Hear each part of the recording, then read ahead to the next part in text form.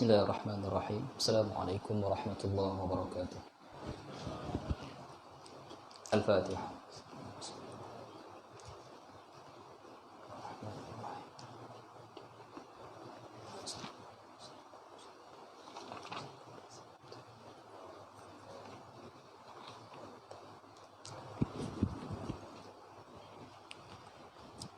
Innal hamdalillah nahmaduhu wa nasta'inuhu wa nastaghfiruh. Wa nu'minu bihi wa na'udzu billahi min syururi anfusina wa min sayyiati a'malina may yahdihillahu fala mudilla lahu wa may yudlilhu fala hadiya lahu. Asyhadu an la ilaha illallah wahdahu la syarika lah wa asyhadu anna Muhammadan 'abduhu wa rasuluh amma ba'du. Tuan-tuan dirahmati oleh Allah Subhanahu wa taala, alhamdulillah kita merafa'kan syukur kita kepada Allah Subhanahu wa taala untuk kita menyambung pengajian tafsir kita pada hari ini. Saya mohon maaf lewat sikit ini, jalan pun jam. Minggu lepas pun kita tangguh sebab saya ada urusan sikit. InsyaAllah pada hari ini kita akan membaca lagi suratul Baqarah daripada tafsir Al-Imam Ibn Katsir rahimahullahu ta'ala. Pada kelas yang lalu tuan-tuan, kita dah sebut bagaimana Allah Subhanahu wa ta'ala menceritakan perdebatan antara Nabi Musa alaihi salam dengan Fir'aun. Dan walaupun perdebatan tu kita tak sambung lagi macam mana dia berlanjutan sehinggalah pertandingan melawan sihir Fir'aun, menentang dengan mukjizat Musa alaihi salam. Tapi kita ceritakan dah bagaimana kebijaksanaan Nabi Allah Musa alaihi salam dalam dakwah dia. Betapa Allah berikan kebijaksanaan itu untuk Nabi Allah Musa alaihi salam berdepan dengan Fir'aun dan juga bala tentera dia. Kisah tu dia ada dalam surah Asy-Syu'ara. Dia tak ada dalam surah Al-Baqarah yang kita sedang ceritakan episod kedegilan pengkhianatan Bani Israel kepada Nabi Allah Musa alaihi salam. Dan saya ada banyak kali sebut kepada tuan-tuan, saya belum beri jawapan lagi kan, kenapa Allah Subhanahu wa taala tak menyusun cerita-cerita Al-Quran ni dalam satu cerita yang tersusun. Kadang kita fikir juga, kenapa tiba-tiba Allah sebut tentang wa iz faraqna bikumul bahra fa anjaynakum kan? Ketika Allah cerita tentang Bani Israel ni, Allah sebut wa idz faraqna bikumul bahra fa anjaynakum.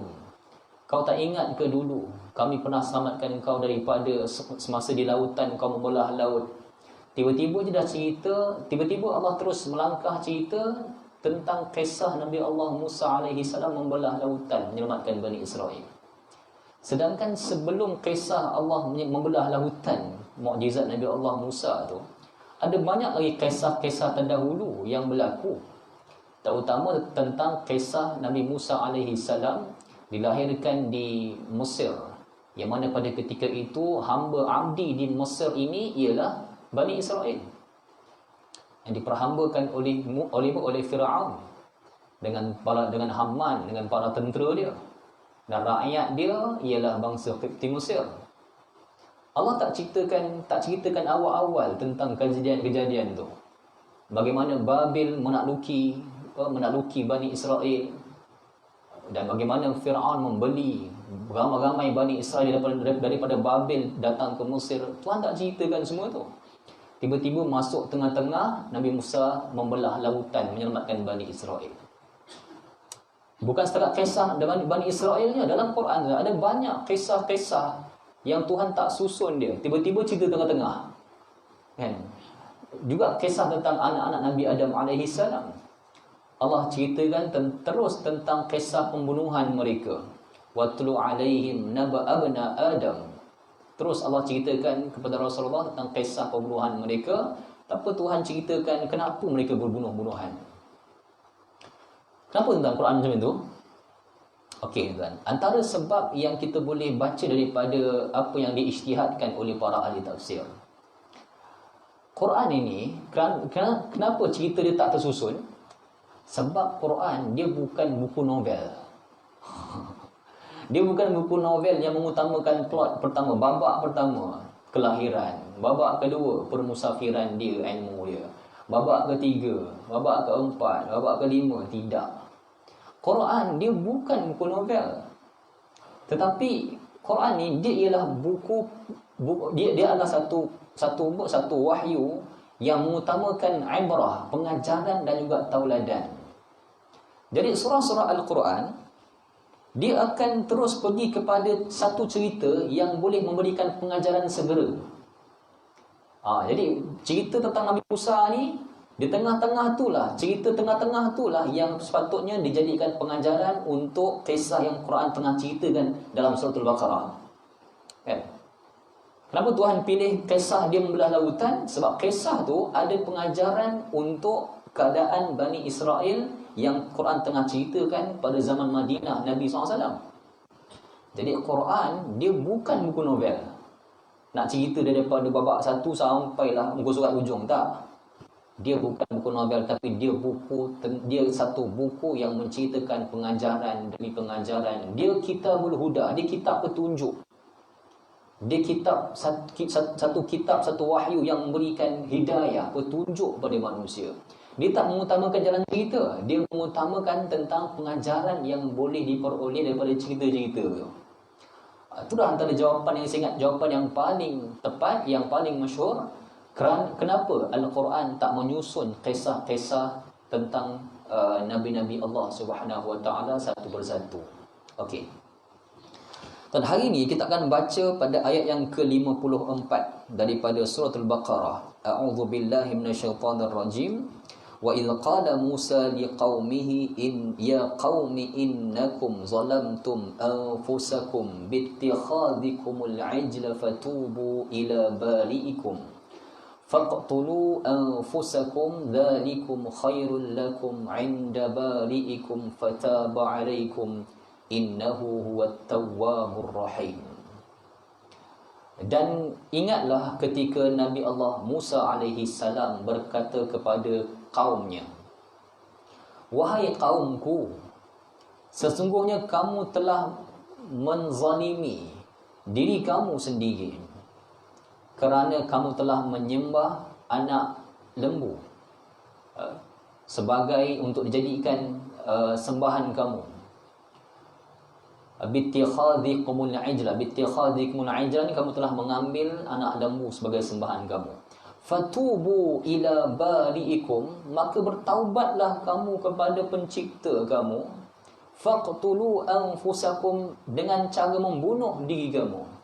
Dzalikum khairul lakum 'inda bari'ikum fataba 'alaikum, dengan cara itulah khairul lakum, lebih baik untuk kamu di sisi Tuhan kamu, maka Tuhanmu akan mengampunkanmu, menerima taubat kamu. Innahu huwat tawwabur rahim, dialah Allah, dialah Tuhan yang maha menerima taubat lagi maha mengasihani.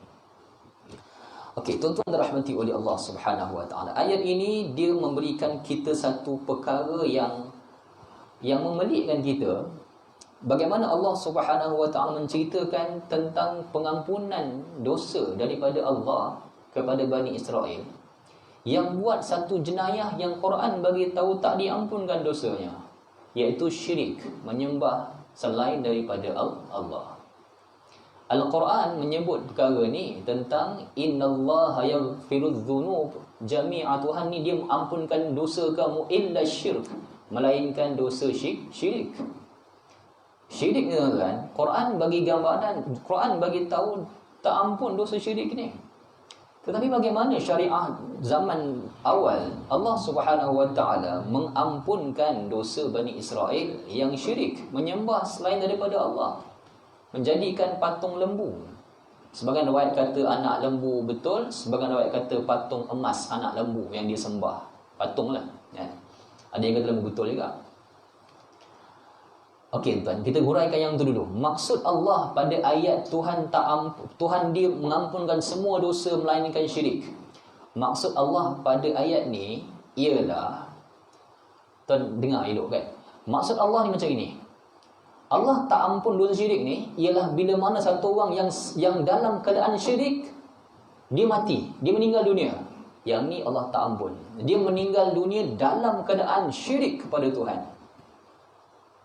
Dia memang kerja ni main bomoh. Percaya pada azimat bomoh, percaya kepada tangkal azimat, dia gantung kat sini, dia gantung kat tangan, percaya azimat. Dia percaya pada tangkal ni boleh jadikan dia kebal, dia pegang macam tu, baca benda kan. Dia syirik. Ataupun dia percaya kuasa lain, dia duk pergi sembah pokok tu, dia sembah matahari ni ke. Dia tengah-tengah syirik tu, tengah-tengah dia percaya tu, dia meninggal. Yang ni Tuhan tak ampun. Ni Tuhan tak ampun. Berarti dia dalam dia ada isim hal, dia ada hal dalam keadaan. Dalam keadaan dia waw hal kan. Waw hal ni maksudnya dia dalam keadaan dia syirik. Dia tak minta ampun dalam keadaan dia mengesahkan dia syirik, dia meninggal dunia. Yang ni yang Allah tak ampun. Tu yang Allah tak ampun. Satu orang yang meninggal dunia dalam keadaan dia pernah buat syirik, tapi dia minta ampun pada Tuhan dengan sebenar taubat, Allah berkemungkinan besar menerima taubat orang seperti ini.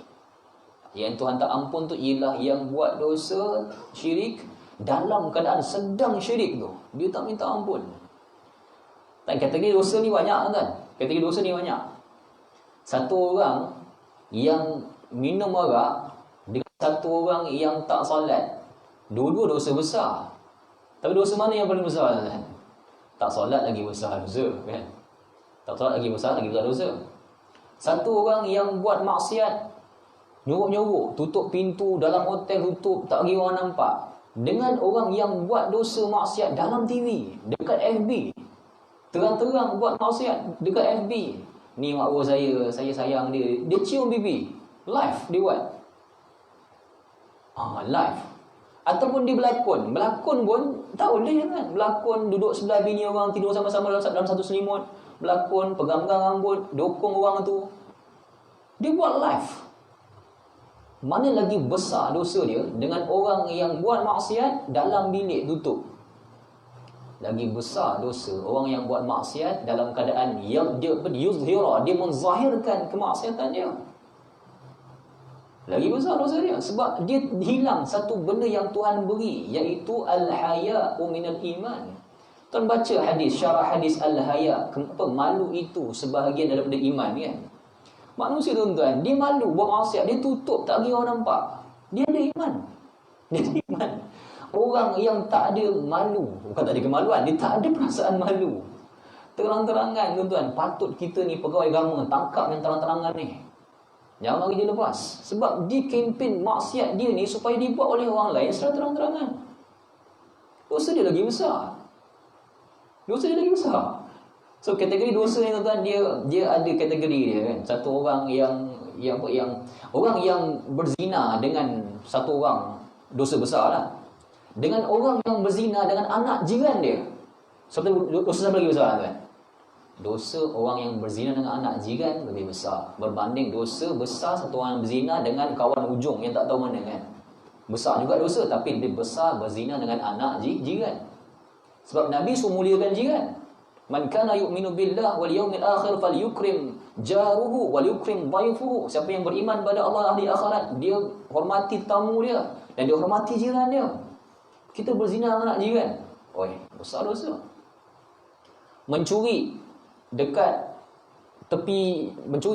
kedai Pak Abu, dengan mencuri jiran punya duit sebelah rumah, dua-dua dosa besar. Tapi lebih besar mencuri duit jiran, lebih besar.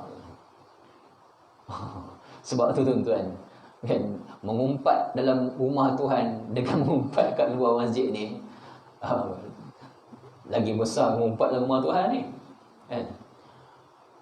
Merokok kat bus stand dengan merokok dalam masjid. Tuan bayang macam mana tuan? Bayang kemuliaan kita macam mana, ataupun kehinaan kita macam mana. Tuan bayang macam mana.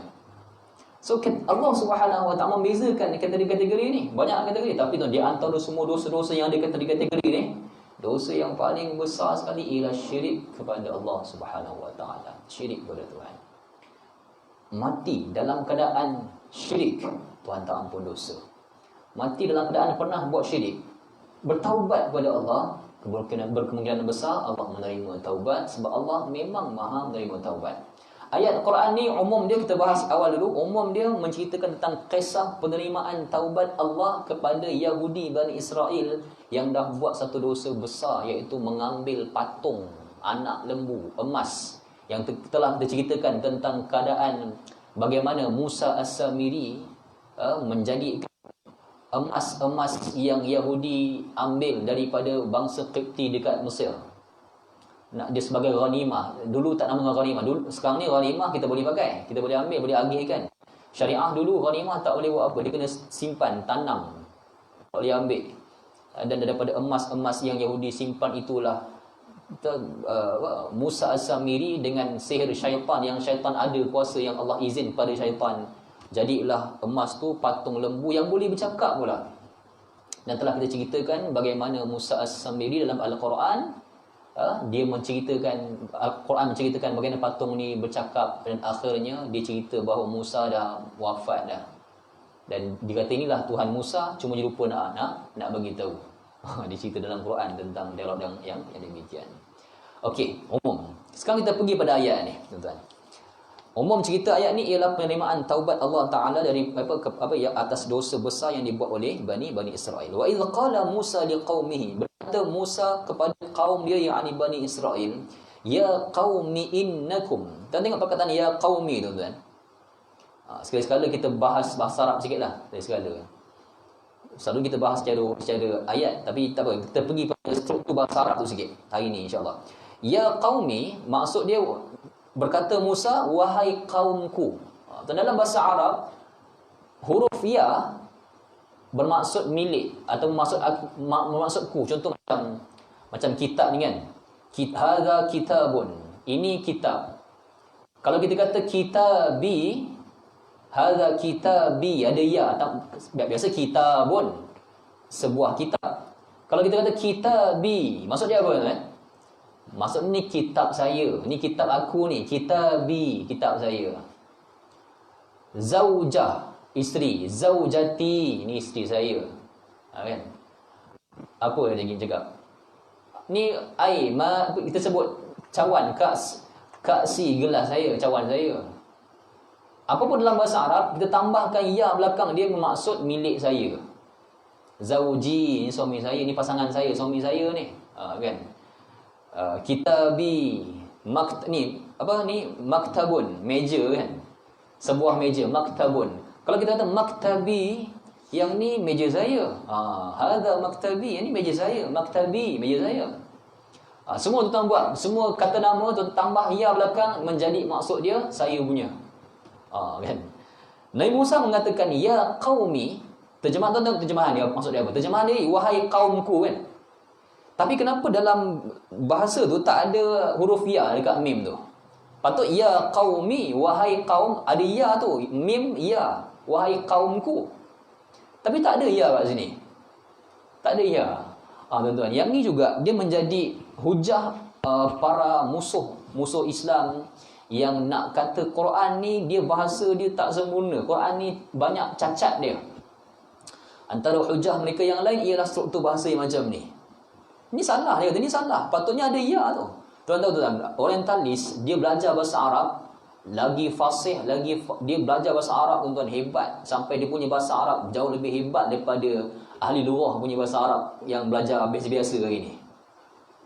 Tuan baca kalangan apa nama Fadhi nama dia, Abdul Fadhi nama dia. Dia ni kafir ni. Musyrik, dia orientalis yang menentang agama dengan cara belajar agama Islam. Dia punya baca Quran lebih hebat daripada kita punya baca Quran. Hebat, dia boleh baca Quran.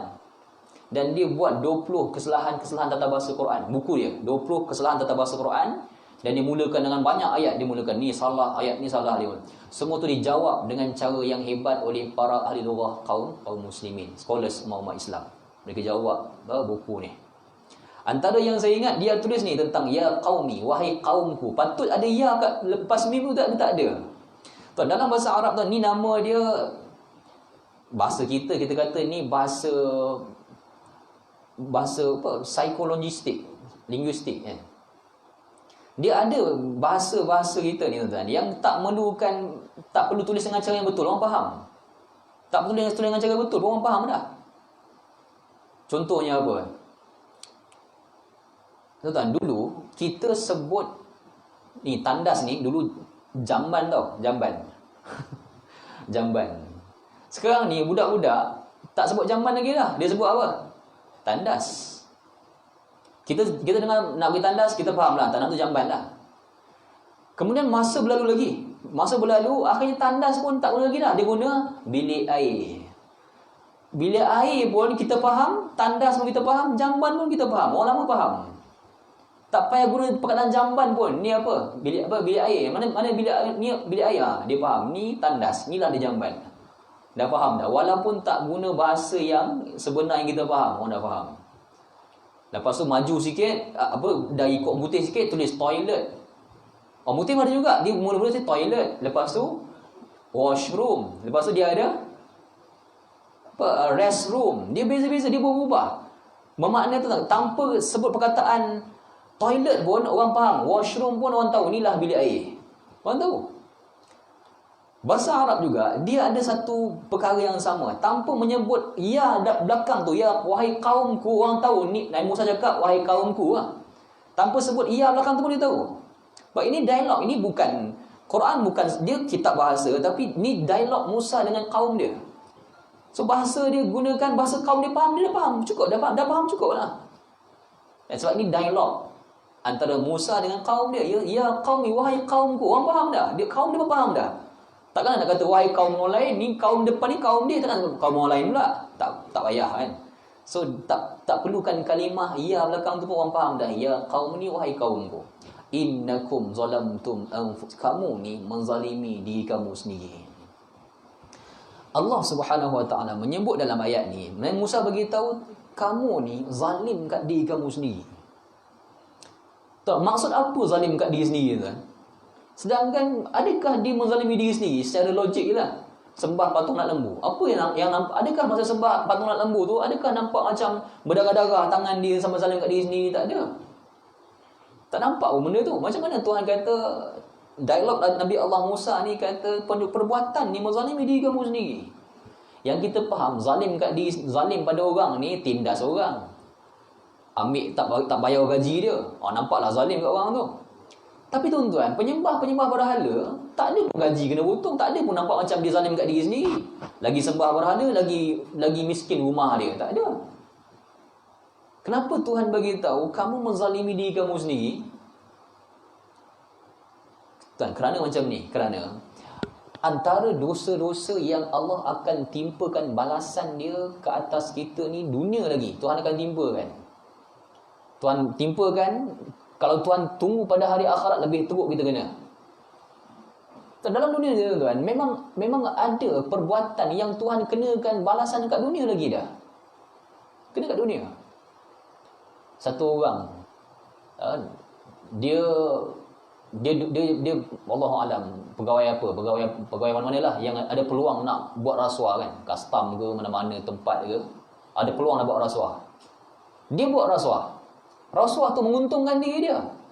Menguntungkan dia, nampak zahir menguntungkan lah. Tapi bila Tuhan balas, dia kena satu penyakit stage 3 ataupun kanser tahap 3 kan.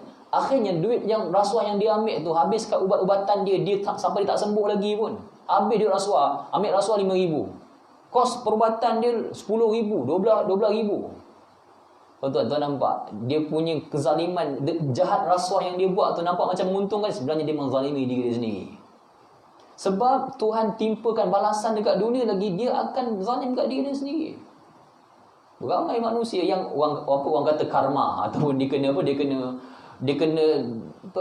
balas dengan musibah kat diri sendiri, kesan perbuatan zalim yang dia buat pada orang lain. Satu Tuhan kata dalam Nabi Allah Musa ni, dialog Nabi Allah Musa sebut kat kaum dia, kamu jangan zalim kat diri kamu sendiri. Sembah batu berhala ni zalim kat diri sendiri. Sebab nak beri maksud, kalau Allah balas kamu dekat dunia, kamu kena balik balasan setimpal ni. Balasan setimpal itulah yang bakal menzalimi diri dia sendiri. Saya tuan-tuan pernah dengar cerita satu orang pegawai polis ni, dia pencen dah. Dia suruh saya doakan dia lepas tengah makan, dia suruh saya doakan saya ni, kaki saya ni dah nak kena potong ni. Bukan kencing manis, tapi doktor kesan bukan kencing manis, dia darah elok, tapi Kuman tu makan kaki ni, nak kena potong. Nangis dia tiba-tiba. Dia mana sedih. Kenapa dia sedih? Biasalah sakit dah berumur ni. Dia kata kat saya, Ustaz, dulu Ustaz, saya masa muda-muda jadi polisman. Saya pernah tendang satu budak ni. Dia nampak macam dia salah. Tapi saya tendang dia masa tu. Dia degil tak nak masuk lokap. Nak riman, dia tak nak. Saya tendang dia masuk lokap. Saya tendang kaki saya.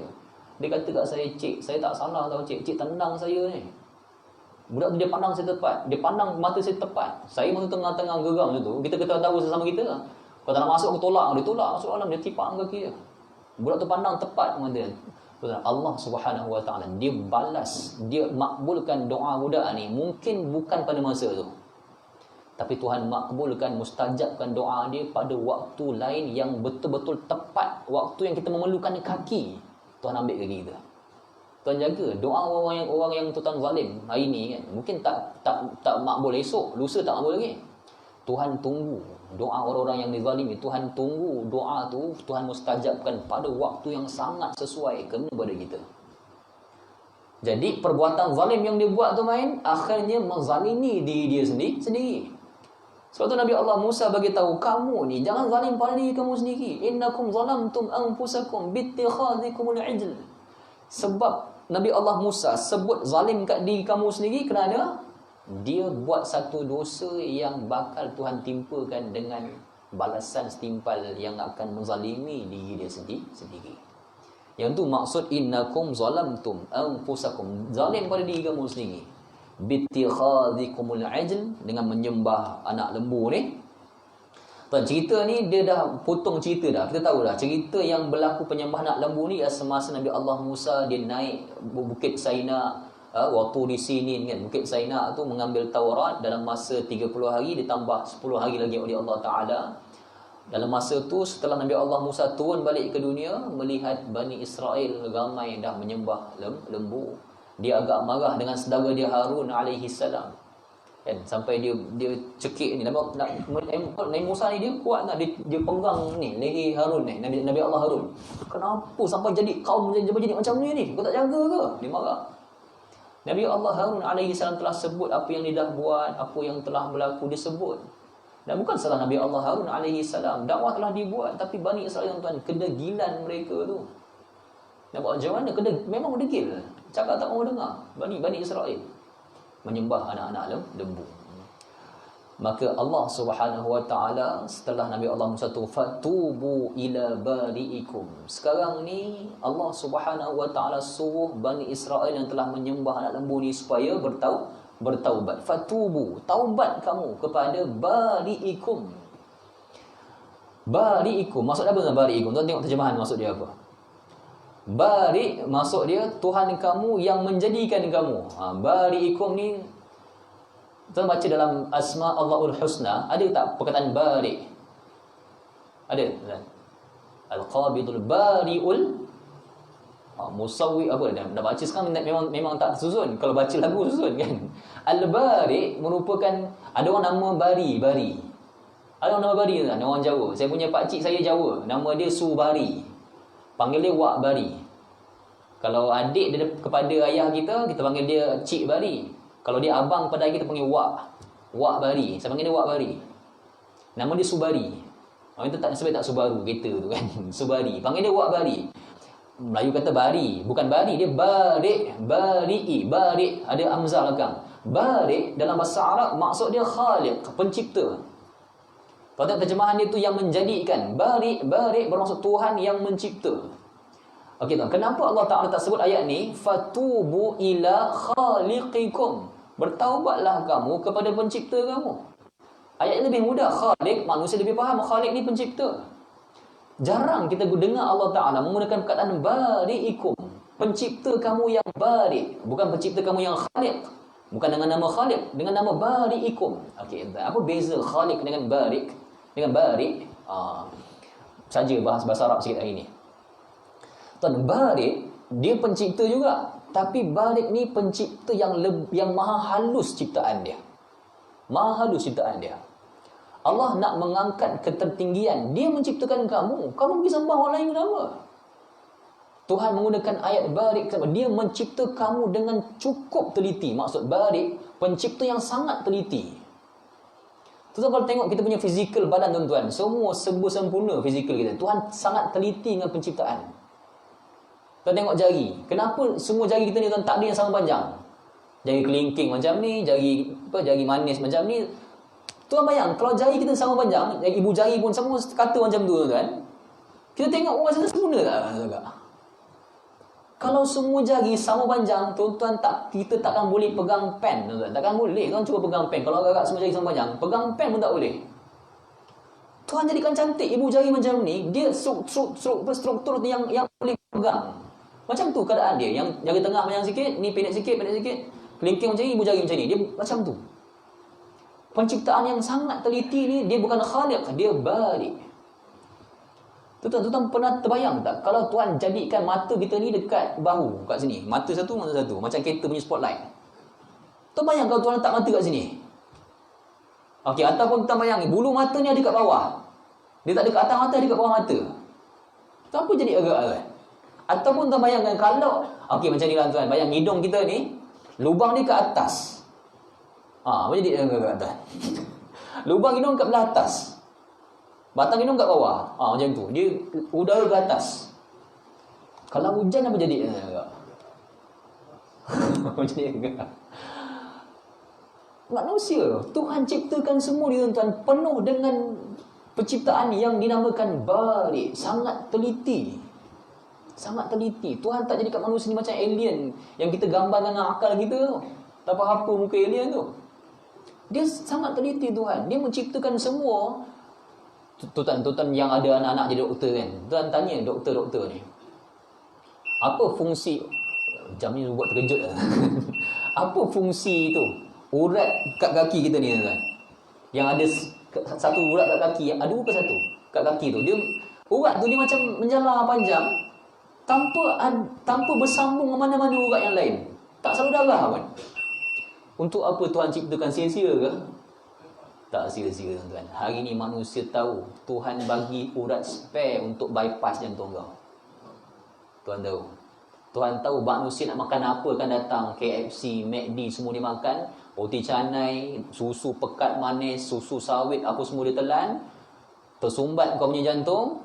Kau tahu nak cari macam mana saluran baru. Nak cari mana saluran baru untuk ganti, nak buat bypass. Tuhan tahu. Tuhan jadikan cantik, dia spare kat situ. Cantik ya, dia spare kat situ. Kau ambil yang tu. Macam saya tahu, sebab ayah saya dah kena dah. Tahulah, dia macam dia belah jantung macam mana, dia kaki pun dia belah, dia operate macam mana, dia ambil urat tu. Tuan-tuan, Tuhan ni dia bukan setakat khaliq, pencipta alam semesta, dia bari, dia sangat teliti dengan semua penciptaan dia. Sangat teliti. Satu persatu Tuhan Jalla wa'ala dengan ketelitian. Kenapa mata kat sini, hidung tak naik ke atas, mulut kat bawah. Tuan bayang kalau mulut kat atas, kat dahi ada mulut. Makan sup, sumbat kat dahi kan. Apa jadi kat bawah kan? Basah kena sup kat bawah, lap semua. Berkeping tisu kita guna. Yang makan kat mulut tu pun satu tisu habis gelap kat mulut. Kalau ada kat atas, berapa tisu nak pakai kan? Yang ni nama Tuhan Bari'. Pencipta yang sangat teliti. Bukan khaliq, pencipta alam semesta, alam sarwa jagat ni. Tuhan yang maha besar, yang khaliq. Inna fi khalqis samawati wal ard.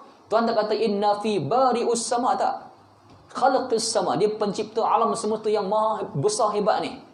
Penciptaan Tuhan yang detail, lagi teliti. Bari'ikum fatubu ila bari'ikum. Bertaubatlah kamu kepada pencipta kamu yang sangat teliti. Kamu sembah yang lain, faqtulu anfusakum, maka Allah Subhanahu wa taala. Ini kaedah taubat zaman dulu. Dan benda ni tak pelik sebenarnya, iaitu bunuh diri. Tak pelik sebenarnya. Tak pelik. Manusia zaman dahulu telah ada prinsip bunuh diri ni. Bahkan manusia yang tak bertamadun hari ni tuan-tuan, mereka ada lagi konsep bunuh diri. Seperti mana yang orang Jepun, dia ada kamikaze tu, bunuh diri sendiri kan. Tuan tengok movie apa yang Hiroshima kena bom nuklear tu. Bila askar Jepun tengok dia dah nak kalah, apa dia buat kan? Dia tak rela kalah di tangan musuh, dia rela bunuh diri dia sendiri. Tu yang kamikaze tu. Dia pertahankan raja dia, bunuh diri sendiri. Dia tak mau kalah kat tangan musuh. Sebelum musuh tembak, dia ambil pedang, dia cocok diri sendiri. Dia sanggup mati kat tangan sendiri berbanding tangan musuh. Tuan, prinsip bunuh diri ni bukan Quran baru bagi tahu. Dia manusia dah pakai lama dah. Dia tak pelik sebenarnya. Allah suruh Bani bunuh diri, teruk yang syariah. Tak teruk. Kamu pun ada pakai konsep tu. Manusia yang pakai konsep tu. Bunuh diri berperang. Berperang ni bukan cedera-cedera. Perang ni kalau tak matilah. Mati tu bunuh lah. Mati. Konsep ni dah ada lama. Bukan baru-baru ni Tuhan munculkan kepada Bani Israel, faqtulu anfusakum. Bunuhlah diri kamu. Tapi cara itulah Allah Subhanahu Wa Taala buat kepada Bani Israel. Tuhan pilih kaedah ni untuk dapatkan taubat daripada Allah Subhanahu Wa Taala. Bukan bahkan hari ni tuan-tuan, gantung diri pun bunuh juga. Gantung manusia buat. Bahkan ada lagi sistem dengan kursi elektrik, lagi teruk kaedah dia. Bunuh gantung ni pun kejam juga sebenarnya. Ada yang kursi elektrik pun sama kejam dia kan. Pun bunuh juga. So benda ni manusia pakai dah lama. Okey tuan-tuan, kita ada lagi ayat tu tapi tak apa, insya-Allah kita berhenti. Ni kali pertama kita berhenti separuh ayat, tak sampai satu ayat. Tak apalah, insya-Allah kita akan sambung kelas kita ni pada kelas akan datang. Kita akan cerita sikit bagaimana Allah Subhanahu Wa Taala dalam riwayat-riwayat Israiliyat yang boleh dipakai, bagaimana Bani Israel menggambarkan keadaan mereka membunuh diri pada ketika itu. Allah menyuruh yang tak menyembah anak lembu ni pegang pedang, dan yang pegang pisau alat membunuh. Yang menyembah anak lembu tu duduk tengah-tengah seramai 70,000 orang. Maka Allah Subhanahu Wa Taala gelapkan dunia dan mereka tikam sama mereka, dan bergelimpanganlah orang-orang yang menyembah anak lembu ni, yang menyembah patung ni mati. Bergelimpangan. Dalam beberapa riwayat menyatakan jumlah mereka sekurangnya 70,000 orang yang meninggal dunia. Maka Musa alaihi salam juga Harun menangis melihat keadaan ini. Jibril turun memberitahu pada Musa bahawa Allah telah meletakkan mereka yang terbunuh dalam taubat dalam syurga Tuhan, dan yang masih hidup ni Tuhan ampunkan. Ada juga yang tak ditikam. Mereka menyembah anak lembu tapi tak ditikam. Sebab gelap, Allah gelapkan dunia, mereka tikam sama mereka. Yang meninggal Tuhan letak dalam syurga Tuhan, yang tak meninggal, yang seselamat, Tuhan ampunkan siap dosa mereka. Membuktikan Tuhan ni dia Tawwabur Rahim, dia Maha menerima taubat lagi Maha penyayang. Nanti kita akan cerita sikit bagaimana kenapa Allah letakkan perkataan Tawwab depan, Tawwabur Rahim. Tawwab depan, baru Rahim kat belakang. Dia ada kaitan kenapa ayat tersebut jadi demikian. Tuan, saya mohon maaf sekali lagi saya lewat sikit hari ini. Allah Subhanahu Wa Taala mudah-mudahan akan datang kita boleh mula seperti biasa. Allah berkati insya-Allah. Sallallahu ala Muhammad wa ala alihi wa sahbihi ajma'in. Walhamdulillahirabbil alamin. Bismillahirrahmanirrahim. Alhamdulillahirabbil alamin wassalatu wassalamu ala asyrafil anbiya'i wal mursalin wa ala alihi wa sahbihi ajma'in. Ya muallima Ibrahim al-hikmah 'allimna wa ya mufahhima Sulaiman al-hikmah fahimna wa fahamnaha Sulaiman kullan ataina hukman wa 'ilma wastakharna ma'a dawla jabal sabbihna wat tayr wa kunna fa'ilin walhamdulillahirabbil alamin. Taqabbalallahu minkum.